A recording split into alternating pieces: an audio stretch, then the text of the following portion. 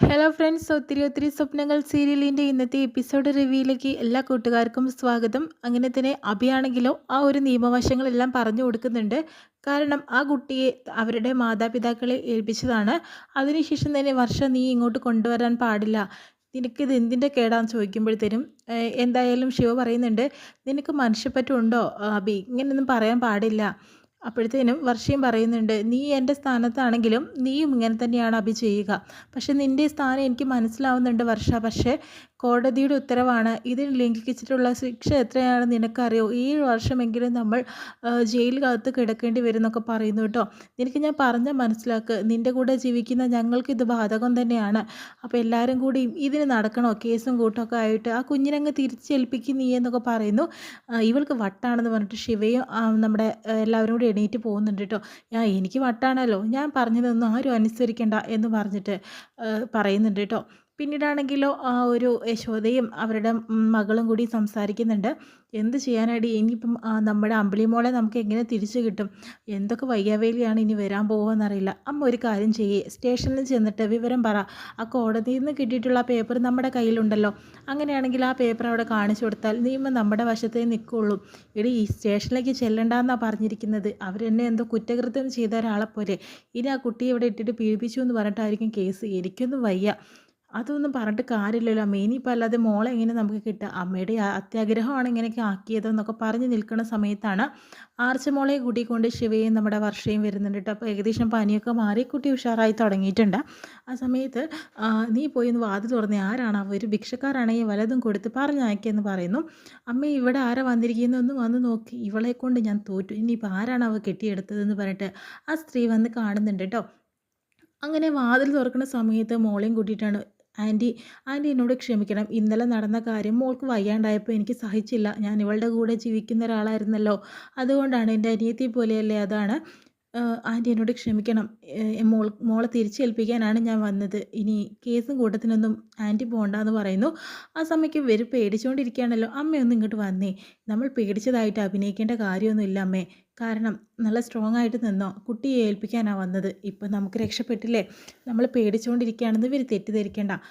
പിന്നെ അത് നന്നായി, അല്ലെങ്കിൽ ഞാൻ സ്റ്റേഷനിൽ പോയിട്ട് കേസാക്കാനുള്ള പരിപാടിയായിരുന്നു. നിങ്ങൾ മോളെ തിരിച്ചു കൊണ്ടുവന്നല്ല, മീനു മോളെ അങ്ങ് വാങ്ങിച്ചേ. എന്തായാലും ചേച്ചി മോളെ പിന്നെ വരാമെന്ന് പറഞ്ഞിട്ട് മോളെ കൊടുക്കുന്നുണ്ട് കേട്ടോ. ആ സമയത്ത് ഇനി അടുത്ത ആഴ്ച വന്ന് മോളെ കണ്ടാൽ മതി, പെട്ടെന്ന് പോകാനായിട്ട് നോക്കൂ. അങ്ങനെ മോളെയും കൊണ്ട് അകത്ത് പോയി വാതിലടയ്ക്കുന്ന സമയത്ത് മോള് നന്നായി കരയുന്നു കേട്ടോ.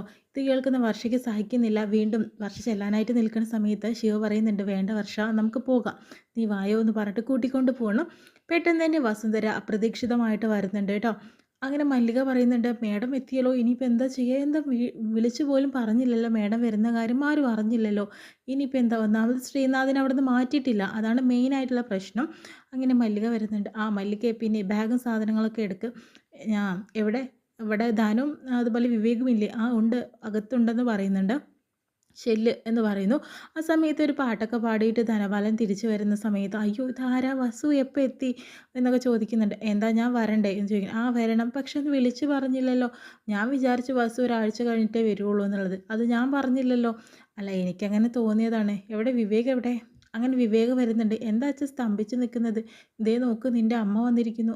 അയ്യോ അമ്മേ, എന്താ വിവേക് എന്നെ കാണുമ്പോൾ ഇങ്ങനെ ഞെട്ടി നിൽക്കുന്നത്? നീ എന്നെ ആദ്യമായിട്ടാണോ കാണുന്നത് ചോദിക്കുന്നുണ്ട് കേട്ടോ.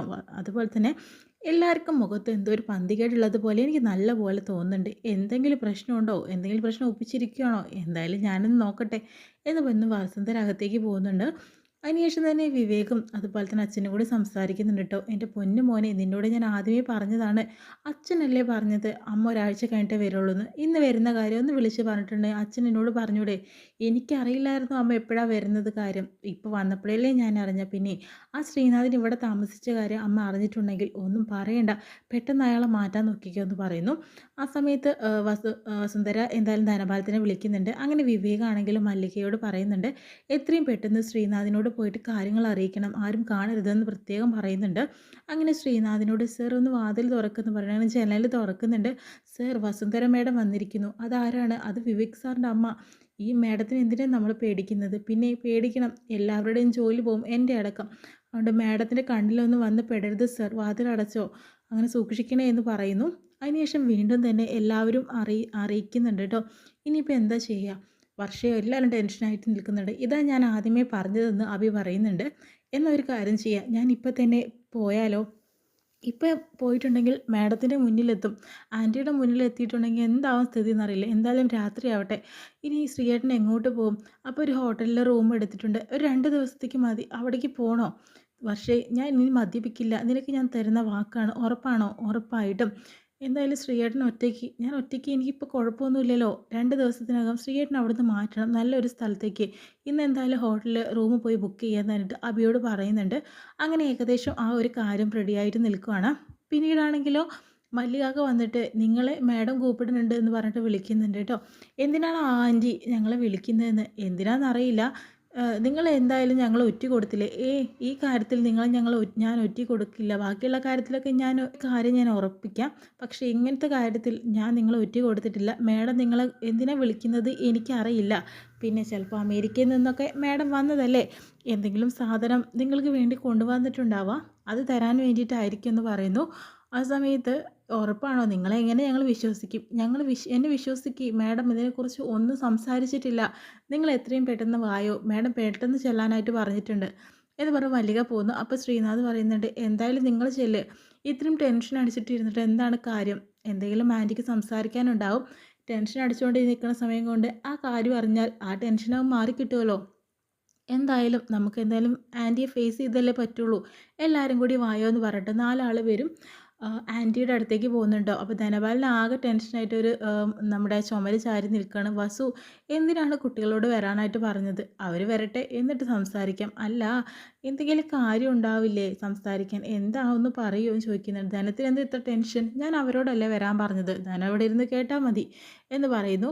പക്ഷേ വസുന്ധരയുടെ ഇരിപ്പും ഭാവമൊക്കെ കാണുമ്പോൾ എന്തോ ഒരു കാര്യം അറിഞ്ഞതുപോലെയൊക്കെയാണ് കേട്ടോ തോന്നുന്നത്. ആ മാഡം അവർ വന്നിട്ടുണ്ടെന്ന് പറയുന്നുണ്ട്. അവരെ ഉള്ളിലേക്ക് വിളിക്ക്. അങ്ങനെ എല്ലാവരും വരുന്നുണ്ട് കേട്ടോ. അങ്ങനെ ആൻറ്റി എപ്പോൾ വന്നു? ഞാനിപ്പോൾ വന്നതേ ഉള്ളൂ.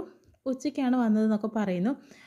പിന്നെ ആൻറ്റിയെ വിളിക്കണമെന്ന് വീഡിയോ കോൾ ചെയ്യണമെന്ന് ഞങ്ങൾ എപ്പോഴും വിചാരിക്കുമെന്ന് ശിവ പറയുന്നുണ്ട്. പിന്നെ ആൻറ്റി തിരക്കിലായിരിക്കില്ലേ, ശല്യപ്പെടുത്തണ്ടെന്ന് വിചാരിച്ചു.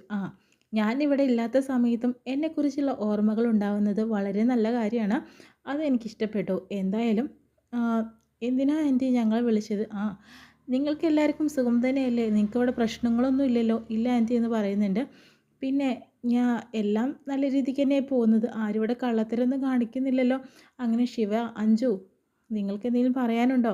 അപ്പോൾ അഭിക്ക് എന്താ പറയാനുള്ളതെന്നൊക്കെ ഓരോരുത്തർ വിളിച്ച് പ്രത്യേകമായി സംസാരിക്കുന്നുണ്ട് കേട്ടോ. കള്ളത്തരം വെച്ച് പൊറിപ്പിക്കുന്നത് എനിക്ക് ഒട്ടും ഇഷ്ടമില്ല. ഞാൻ സ്ട്രൈറ്റ് ആയിട്ടുള്ള സംസാരിക്കുന്ന ഒരാളാണ്. അതുപോലെ തന്നെ ആയിരിക്കണം തിരിച്ച് എന്നോട് ഇങ്ങോട്ടും. എനിക്ക് അതാണ് ഇഷ്ടം. അല്ലാത്ത പക്ഷം എനിക്കത് പുറത്തു കൊടുക്കാനും സാധിക്കില്ല എന്ന് പറഞ്ഞിട്ട് ഒരു ഭീഷണിയുടെ സ്വരോ അല്ലെങ്കിൽ ഒരു ദേഷ്യപ്പെട്ട പോലെയൊക്കെയാണ് അസ്തരുടെ മുഖത്ത് കാണുന്നത്. എന്തോ കാര്യം അറിഞ്ഞതുപോലെയും നമുക്ക് സംശയിക്കാം കേട്ടോ. ഇത്രയും കാണിച്ചുകൊണ്ടാണ് ഇന്നത്തെ എപ്പിസോഡ് വിശേഷം കഴിയുന്നത്.